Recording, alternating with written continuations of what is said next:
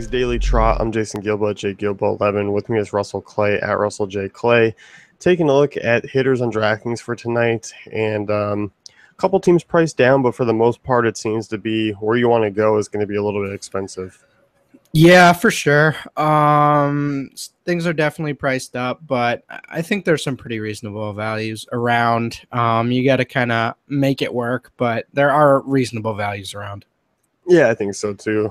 Pirates and Mariners here first, and for me, it's kind of easy to fade this Mariners offense at their prices. Cano at 4.9, not in a perfect spot, not in a good ballpark.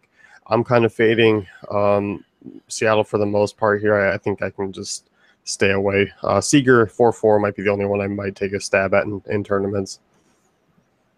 Yeah, that Cano price tag successfully pushes me off of him. I liked him a lot more on FanDuel, but this is just a situation where I'm comfortable fading at that price. Yeah, I think so. And I don't really like the secondary pieces, even though they are somewhat cheap. Not that Cole's, an ace or a guy who immediately shuts down offenses, but he's a good right-handed arm. I mean, above average for sure. And I just think given the price, it's kind of an easy fade. Yeah, pretty easy fade. On the Pirate side, though, I am pretty intrigued by some of these prices at the top of the order, especially McCutchen and Jung-Ho Kang. I really like those two as a potential mini stack option. Yeah, and I think you're obviously more on the Pirates than I was, just giving back that I like Paxton a little bit in tournaments, but I definitely could see it going both ways as far as obviously Paxton can be hit around at times, but also this Pirates offense can be tamed at times. So I think it is going to be one of those things where it is hit or miss tonight, but I definitely don't mind looking at Pirates bats and GPPs, especially as you mentioned, the price tags are very nice. Marte's the only one that's up there. Everyone else is below normal value. Yeah, I would have liked to see Marte's price a little lower, but overall, yeah. It is what it is. Right. So, Rockies and Orioles next here, and Orioles bats, I mean, priced down quite a bit. They really have been over the last stretch of games. So I don't mind taking more shots on DraftKings, just given the price, it's not going to completely kill you. Just because they all are very cheap. So I don't mind them here, but I'm not really expecting a ton of production. I think it's just going to be more one-off power, if anything. Yeah, I agree. Definitely more of a one-off situation at those prices. So I think we just kind of look at it that way and move on and not really think about stacking or anything like that. Yeah, I mean, if you could grab two, I mean, who are your top two from the Orioles team? Definitely Chris Davis and Trumbo. But overall, I mean, I like this group, but I thought you were talking about the Rockies, to be honest with you. I like the Orioles quite a bit at their prices. I was referring to the Rockies with their prices. Blackman, Arenado, Gonzalez. I don't feel comfortable really using any of those at that price, and obviously Story at 5,600. I like the Orioles. They're all under 36. I'm not. I mean, Gray is good, but his numbers the last two starts are both against the Braves, so kind of the opposite end of the spectrum there. I do like Chris Davis quite a bit. I think this is a potential cash stack, considering the value you're gaining by all of them being under 36. Yeah, there's a lot of value on this Orioles side, and for an offense that really hasn't been doing great since the break, but obviously they have that huge home run upside. I guess, I mean, if you want to come off of the Braves games, I mean, I think Gray's been solid for most of the season. I mean, had a couple of down starts as anyone would in Coors or anyone like that. But for me, I mean, I like Gray quite a bit. I'm hard time picking on him, but at the prices, it does make it easier to do so. And as you mentioned, I mean, the Rockies bat's a little out of my price range. I don't really see him as one-offs, especially a Trevor Story. The only one I might roll out is a Carlos Gonzalez, but that's probably about it. Yeah, I agree. Cardinals and Mets, Wainwright and Logan Verrey. And for me, the Cardinals bats are priced a little higher than I'd like here. It makes them a little less appealing to me. FanDuel, they're priced down quite a bit. Piscotty at 4.4, definitely intriguing. I still think Adams at 3.9 is intriguing. I'm not loving the Leonys Diaz price or the Grichuk at 4.5, but I do think if you want to get some one-offs from the Cardinals, I'm okay with that. Really not a strong right-hander. Yeah, no, I agree. I think the prices are too extreme on the Cardinals side that I'm not really looking at them. But at the same time, you do understand this could be a higher upside lineup than potentially the Vegas line is showing. Yeah, I think so. I mean, this one's a little off. I mean, we're talking about Wainwright should have been a bigger favorite. Cardinals maybe should be on the higher side of maybe a 4.5 run total. They're not quite there. So um, I'm hoping that does keep their ownership down because I do see myself kind of using a couple of the pieces there. That's fair. Met side of things, I like Wainwright quite a bit tonight. They are depreciated. You look at everyone. I mean, Cespedes is always usually the most expensive, but he's 3.5, so that kind of gives you an indication of what the rest of the lineup is. I'm not a big fan of taking Mets against Wainwright here tonight. Wainwright's kind of looked a lot like his old self, and I guess at most it's just a contrarian play just because he should be pretty chalky. Yeah, I like Wainwright. I'm not really looking at any Mets tonight. Pretty simply put. Yeah. A's and Rangers next one here. Yu Darvish versus Sean Manaea. The Rangers bats are kind of expensive. We saw Beltre at a nice value on FanDuel. He's 5-1 here. Desmond's still that high price tag. For me, I mean, I do kind of like the secondary pieces a little bit more here. I do like a Ryan Rua at 3.9. I do like an Elvis Andrus at 3.8. But I'm also not going to shy away from Beltre or Desmond if I am paying down a pitcher and GPPs to kind of work them in. Yeah, I'm with you. Those prices in the middle of there are just too much for me. I don't think really Beltre's worth that, or Desmond really. I mean, Desmond is a nice matchup, I suppose. In a tournament sense, you could throw him in if you can make it fit, but at the same time, not a comfortable price at all. I'm okay with Profar again. I think that's a reasonable price, but he's really the only one that's really reasonable here. Yeah, it definitely is a different scenario for this Texas offense as far as pricing goes on DK. Mm-hmm. The A's, I'm kind of fading here. They did price them down a little bit, but obviously against Darvish, it's kind of hard to do that with. I really can't even see myself using any A's here, even though they do have some upside as far as home runs go, just given the bats, but I don't see that happening against Darvish. Yeah, no, I definitely agree. It's not something you want to target, I don't think. Even with the price downs, especially at the top, I don't see this lineup having much success against Darvish. No, I don't either. Cubs and White Sox here. Talk about the value on the White Sox side. I like Todd Frazier. 3.7 is a decent price tag. And you look at Hamill, I mean, obviously it's not the strongest right-hander, but it's not a weak one. So I really don't mind taking a shot at Frazier and GPPs. He's been kind of one of the more consistent ones since the break.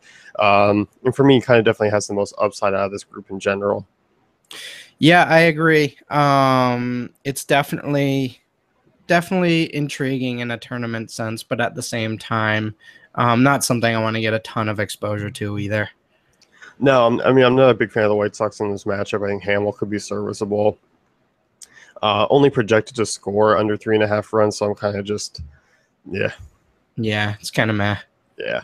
As far as the Cubs go, once again, I mean, we're kind of dealing with the high price tags here of pretty much everyone. Fowler was a nice price on FanDuel. He's up over 5K here. Zobrist, though, he continues to be priced down a little bit, but obviously slumping of late. I still don't mind him. And you know what? Kind of in the sense of how we dealt with Prince Fielder for a little while. Maybe it's a Jason Hayward night because he's cheap and in that lineup against a weak righty. So I might throw a tournament share of him in, but obviously he's 3K for a reason. I'm starting to be curious as far as as you mentioned. I mean, doing it with Prince Fielder. You know, looking at these guys here. They're bound to come around, except with Hayward, it's been a long time since he's come around. Right. And I do think people are burned out by him. So I do think you can kind of get him night in and night out at a lower ownership. So I'm with you as far as taking a shot with Hayward on this type of slate where you do need some value. So why not go with someone from this Cubs team who could be in a good chance to drive in some runs? And I mean, he's going to be like 5%. So for a tournament, that's kind of what you're looking for. Yeah, like you meant, even Fielder turned it around a little bit this year before obviously the injury kind of took him out. But I mean, he was turning it around. So I don't think Hayward's just done. Like I think he'll be able to turn his career around at some point. So the splits aren't pretty, but at the same time, I think there's some upside here. Yeah, I mean, you're pretty much just banking on that track record coming back into play and him showing what he's usually done in the past against right-handed pitching. Right. But I mean, as a Cubs, I mean, are they more one-offs for you, or are you going kind of stack here? Uh, mm, I don't really feel comfortable with either because I think if you play one, you kind of want to play them all together because I definitely want to play a Rizzo and Bryant together. I just don't think you can fit Fowler in there as well. So I think I would want to go Bryant, Rizzo, and then maybe a value guy from that lineup if there is one. So I guess I'm looking at Hayward. Yeah, I definitely think Rizzo and Bryant are kind of the preferred. If I am paying up over 5K, it's definitely going to be for those two, I think, over Fowler. But as you mentioned, I mean, it's not really a cheap way to go tonight here with the Chicago hitters. Yeah. Braves Twins here. We'll talk about the Twins bats who are priced nicely. I like the lefties here against Foltynewicz. Kenneth Vargas at 3.5 is the one I'm most intrigued with in tournaments. A lot of power for him. High strikeout rate. But I do think him, Kepler, and as you mentioned, Sano on FanDuel are kind of the three guys to take a look at.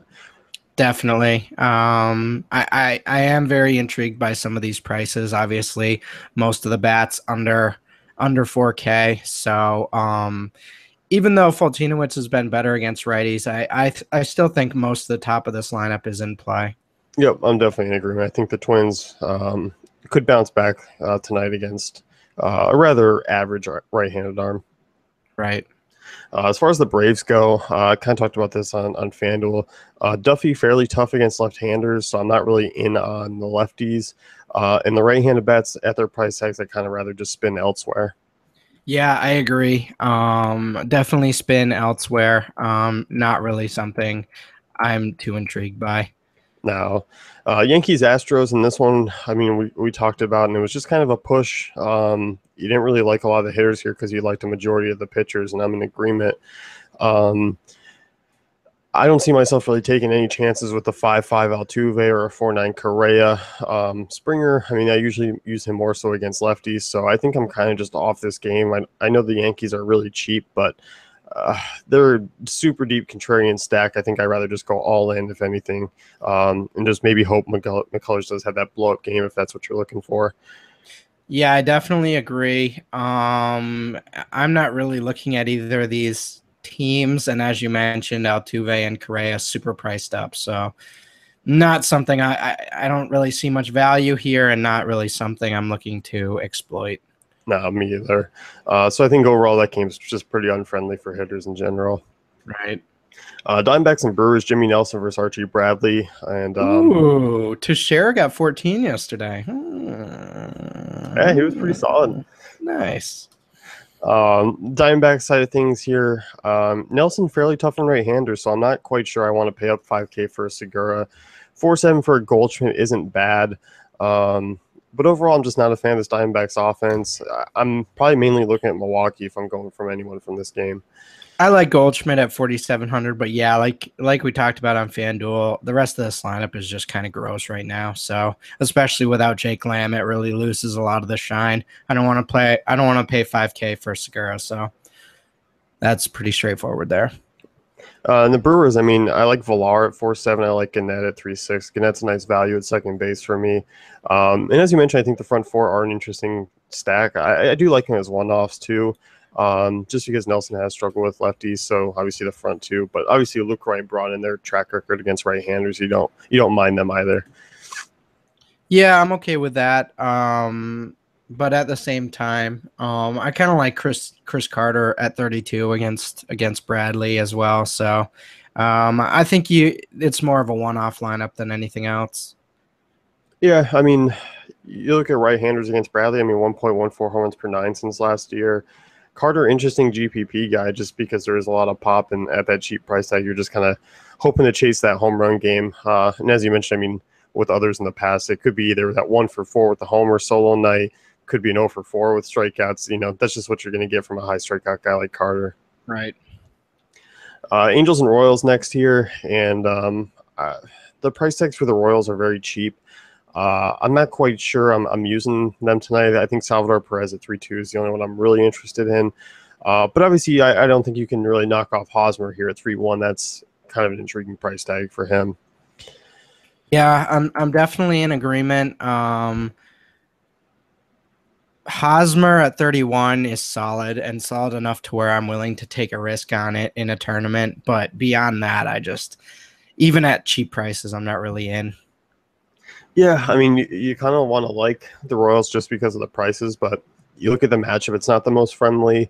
I think you're just kind of taking Hosmer, maybe a Perez, and that's about it. I don't see the need to use an Escobar, Cuthbert, or maybe if you want to just be really weird tonight and use Morales, I don't hate that either, but it's really just limited to 3 players for me. Agreed. As far as the Angels go, I mean, Trout 4.6. I kind of definitely don't mind that. It's a nice price tag for Trout against a lefty that's home run prone. Outside of that, Pujols a little too expensive for me. Outside of that, I don't really use any of these Angels back end guys. I don't see the need to. The optimizer loves Jet Bandy.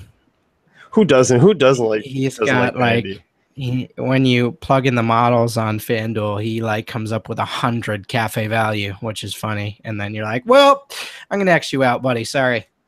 And then, but yeah, no, I mean, 2,600 for him is semi intriguing, but not really at the same time. I like Trout, but beyond that, not really a lineup I'm looking to exploit.